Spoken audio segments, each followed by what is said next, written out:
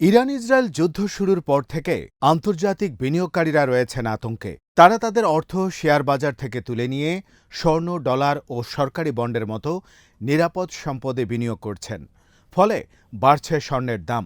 একই সঙ্গে তেলের দামও এক লাফে 14% বেড়ে যায়।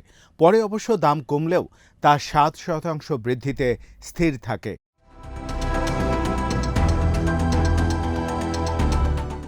ইরান পৃথিবীর বড় তেল রপ্তানিকারক দেশগুলোর একটি। তেল পরিবহনের জন্য গুরুত্বপূর্ণ হরমুজ প্রণালী তাদের নিয়ন্ত্রণে। এই পথেই বিশ্বে ব্যবহৃত প্রায় 20% তেল পরিবহন করা হয়।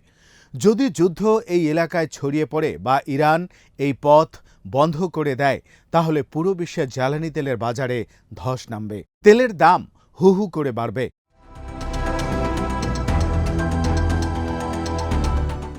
মানুষের চোখ এখন কয়েকটি প্রশ্নের উপর নিবদ্ধ।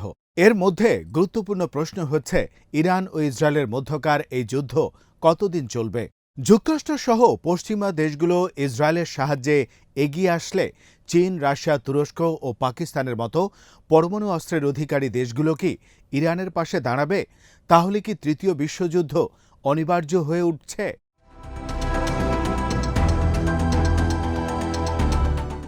ডোনাল্ড ট্রাম্প দ্বিতীয় দফায় আমেরিকার প্রেসিডেন্ট হওয়ার পর থেকেই নেতানিয়াহু আশা করছেন, ইরানের পরমাণু কর্মসূচি বন্ধ করতে তারা কাঁধে কাঁধ মিলিয়ে উপসাগরীয় দেশটিতে বোমা হামলা চালাবেন। তিনি সবসময় এটাই বিশ্বাস করতেন, যুক্তরাষ্ট্র ও ন্যাটোকে ইরানের বিরুদ্ধে যুদ্ধে জড়িয়ে ফেলে নিজের চামড়া বাঁচাতে পারবেন।